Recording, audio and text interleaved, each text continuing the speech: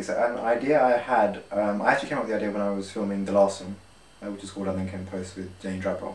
That was quite an experience. It was a little experiment, so we learned quite a few things from that, and I thought, I can do this much better. I just love the idea of doing a film maybe covering just one day in a couple's life where something goes wrong and how they deal with that. And then I built the idea around that, so I thought, let's have funny costumes. I went through so many different ideas. Maybe one could be a playwright, I thought maybe one could be a dancer, and something to do with that. Okay, well the film's basically about this young couple who are from like two different sides of the social spectrum. So Amanda's really wealthy and Tom's quite poor because he's a struggling artist. And they get married, but then that causes more problems than it solves, because Amanda at home feels like really oppressed and a bit depressed. And so she thinks that Tom will solve all the problems and make her feel better, but it doesn't.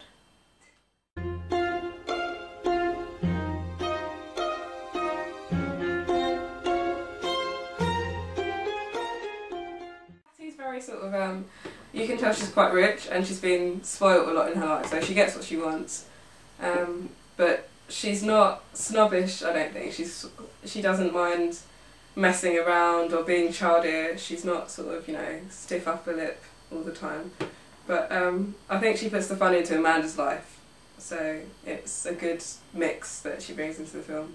Okay, so Amanda's born into this wealthy family and she's used to like living the high life. She's used to like rich food, rich costumes, beautiful dresses and everything like that.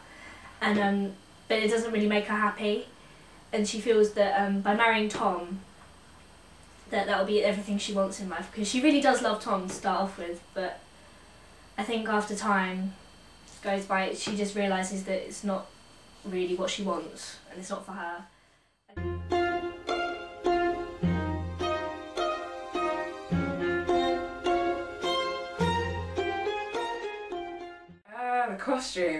The costume was a goal. The costume was so tight, and the colours, like the red and the cream, when you're in the costume you can't help but feel like you have to stand up straight and stuff like that. With that I made a conscious effort to make sure that as soon as you looked at the character you could tell what they were about through what they were wearing, because there wasn't a lot of screen time to explain their characters and their traits and their nuances, so you had to just be able to tell that through whatever they were wearing. I think you can really notice that in Hattie's costume, because she's only in this film for a few scenes, she only has one costume. But as soon as you look at her, you're supposed to know she's very rich. She's a very vibrant person. She's slightly eccentric, she wears feathers and flowers and cherries in her hair. And Amanda's costumes range through Tudor right down to Regency with the scene. So from her more, the scenes where she's supposed to be showing off her wealth and to be rich, she's wearing the more Elizabethan, full-on, big party gear, as we like to call it, with tight bodices, big skirts. And we've used more for her simpler dresses. Her wedding dress isn't overly decorative. We went for the more Regency, very floaty Jane Austen sort of look. And we also use fabrics as well to try and underline what the character was about. So Amanda has a lot of silk taffeta in her wardrobe and is changeable silk taffeta, so you can get the changeable nature of her character as well. You never know where you are with Amanda. As far as Tom goes, we had to show that he doesn't really fit in with Amanda. He's from a lower social class. So him, we used a lot of sequins as embellishment, which showed that he was trying to make an effort, but he's not quite there. Tom's costume was a bit more sloppy. A lot of unbuttoned jackets, a lot of his shirt tails hanging out. And through that I think you get a real feel of the characters. I think due to the costumes I had a problem with gravity. There was a lot of times when I would just fall over. Just walking down the corridor, just BAM! Now I've gone and check the blooper reel, folks. Of my own costumes, I really liked the cream dress with the drapey sleeves, because that made me feel like a princess. It's such a beautiful costume. It was quite a windy day that day, so I had quite fun like flapping my arms around. Then again, I'm a bit of a child, so.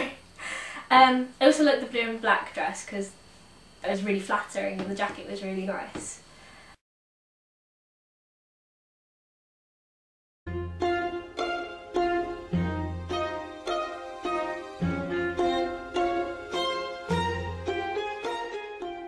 No, I think he's very objective, and I think he's very sort of, he gets stuff done, even if it's not going very well, and very sort of, like a one-man band. He's done everything, and it's sort of like we have to kind of work to support him because we're not the ones who are filming it, we're just the cast, but it's a big job to have, I think, so I think he's very productive, very productive. And I just really enjoyed the time on set with everyone because we were all really good friends. When you spend that much time with people, you get to know them a lot better, so we're all really close now. And we just had a laugh all the time. I think every day we were just laughing at something or another, all the like little in-jokes we created and little dances we'd do and sing songs around the camera, as you do. So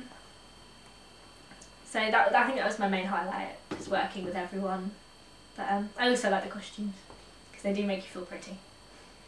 Well, I just thought that you can't create a film without dancing at some point, so we went for one near the end. That was quite fun to sort out. We had a problem with music because we went through, I think, 3 or 4 different songs. And then we came up with actually no, we had one about halfway through. I think it was early February we had the song. And me and Jenny were trying to figure out how to choreograph it. I mean, we just watched so much stuff. And we came up with a dance. And when we were practicing, Jenny fell over and then I fell over on top of her. We had a lot of that when we were trying to do our dance, a lot of falling over. And then we came up with something a bit simpler. And that's what we went with in the film. So it's got period elements in it, but it's not overly complicated. It has taken a lot of time to do, but I think it has been worth it because watching the film as it is now, even though it's not quite finished, it still is a big achievement. So that when it's actually finished, that's like practically an hour of film that we've achieved. Bearing in mind we're what, 5 people with the camera. I think that's a big achievement for people our age to do, with such a small budget as well. So I think it's been worth giving up the time for.